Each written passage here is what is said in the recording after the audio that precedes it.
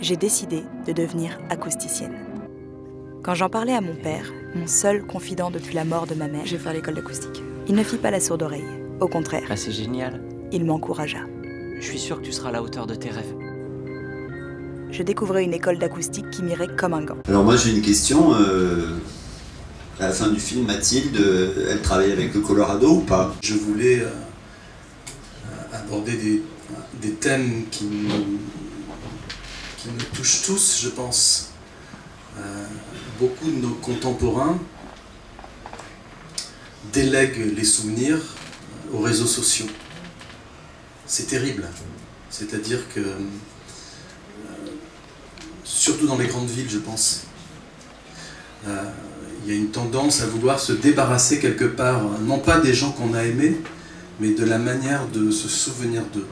Alors quand on retrouve un texte, une lettre, une photo, on est bouleversé, mais moi j'avais envie là de parler des sons depuis longtemps, et c'est pour ça que le film il a un petit côté, un mélange de fiction et de documentaire, parce que je crois que nous vivons nos vies visuellement comme ça, en rectangle, sur nos téléphones, sur les écrans de cinéma, sur les télés. Par contre, on ne l'entend pas comme ça. Le son, on l'entend à 360 degrés. Enfin, je trouve ça toujours cocasse que la grande icône française, Jeanne d'Arc, soit quelqu'un qui ait entendu des voix. On se base, voilà, on a une dévotion pour quelqu'un qui n'a rien vu, mais qui a tout entendu. Et j'avais envie donc, à travers le personnage de Mathilde, de montrer l'importance des sons, qui sont toujours plus, j'allais dire, sournois, mais sournois c'est pas le bon terme, mais qu'on a plus de mal à dompter, quoi. J'ai découvert à quel point les gens étaient en manque de la voix de leurs proches. Mademoiselle, des amis nous ont informés de votre projet. Mon frère et moi le trouvons très beau. Vous trouverez dans cette clé USB des souvenirs sonores de notre chère grand-mère Émilienne. Il y a pas très longtemps, je lisais une histoire sur un monsieur qui promenait son petit-fils à New York, à Manhattan. C'est une histoire vraie. Et il promenait son petit-fils et lui disait « Ah, écoute, écoute !» Et le petit-fils, le petit garçon n'entendait rien du tout. Il dit « Mais si, écoute bien, il y a un criquet là, il y a un criquet. » Et le petit garçon n'entendait toujours pas, le grand-père amenait, voilà. Il dit « Mais papy, je peux pas l'entendre, ce criquet, c'est pas possible, c'est trop petit avec les voitures, les avions, etc. » Et le grand-père lui a dit « Ok, on va faire une expérience. » Et le grand-père a sorti une pièce de 1 cent, il l'a jeté par terre, et là tout d'un coup il y a 10 New-Yorkais qui se sont retournés pour récupérer la pièce qui était par terre. Et donc cette expérience du grand-père s'était fait pour montrer que en fait les sons on les choisit pas, en fait ce sont eux qui nous choisissent. C'était l'occasion que j'attendais depuis longtemps. Donner un écrin à toutes ces voix que des inconnus m'avaient données. Ils m'avaient donné leur confiance et leurs souvenirs. Je devais être à la hauteur. Il y a quelques années, pour être honnête, il y a une amie qui était venue manger chez mes parents. Détail absolument passionnant. Et le soir, quand mes parents sont allés se coucher, elle m'a sorti son smartphone. Elle m'a dit « Écoute ». Et elle avait caché le téléphone sur la table sur la terrasse, et elle avait écouté, elle avait enregistré la voix de ma mère et la voix de mon père, qui étaient déjà des octogénaires bien trempés. Et j'ai été vraiment scandalisé, quoi. J'ai dit, mais c'est honteux ce que tu fais. Et peu à peu, comme toutes les bonnes idées, il faut du temps pour les apprivoiser. Et je me suis dit que si ces voix-là, si ces enregistrements restent pour les personnes qui sont concernées, en l'occurrence moi, mes parents, je trouve qu'il y a quelque chose de bien. En fait, moi je trouve que le cinéma, je sais pas vous, mais je trouve que le cinéma est un surdoué pour montrer les gens en train de se faire tuer, mais le cinéma est un cancre pour montrer le processus du deuil.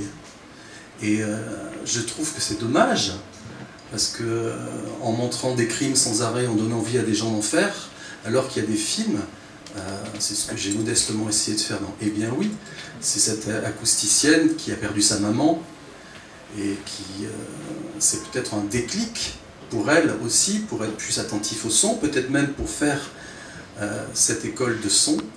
Et je me souviens que j'avais été très touché par un film de Nanni Moretti qui s'appelait La chambre du fils. Peut-être que certains l'ont vu. Et ce père qui perd son fils sur un malentendu, voilà, il va pas s'occuper de son fils un dimanche, puis le fils meurt. Et il y avait une scène qui m'avait vraiment touché, c'est quand le père, quelques mois après, rentrait dans un magasin de disques et il demandait au disquaire « Bonjour, je suis le papa de Claudio, est-ce que vous pourriez me dire ce que mon fils venait acheter chez vous comme disque ?» Et le disquaire lui disait « Venez », et il installait à une borne. Et le père écoutait donc la musique de son fils. Et rien n'était dit de plus. J'ai trouvé ça vraiment super touchant, cette idée de transmission. Vous avez peut-être vu que le film a participé à un concours, là, vous avez peut-être vu le panneau. Donc, en fait, j'ai essayé de brasser des choses diverses et variées. Par exemple, ça passe à la vitesse du son. Mais je tenais beaucoup à voir ce petit bébé sur le stade de rugby. Qui est le stade de rugby de mon enfance. Je suis né à Brive-la-Gaillarde et on a eu un coup de bol incroyable pour avoir le stade vide, et avec 3 vrais rugbymen. Et je trouvais beau sur le moment de montrer que ce film qui est quand même difficile, on parle de deuil, de voix des morts, et d'avoir ce petit bébé comme ça qui fait en plein milieu du film une parenthèse qui montre la vie, quoi. Parce que finalement on est aussi avec un cri. On est par le son, en fait. Un enfant se définit par le son qu'il prononce. C'est pareil que vous montrez dans le film et qui servent à écouter les arbres. Vous pouvez développer un peu? Alors, il n'existe pas encore. Mais c'est peut-être aussi la part documentaire de ce film-là. S'il existe un arbre de vie, pourquoi ne pas inventer un arbre de voix ? Il y a quelques semaines, j'ai présenté le film et des gens pensaient que les arbres, il y avait vraiment les cercueils sous les arbres.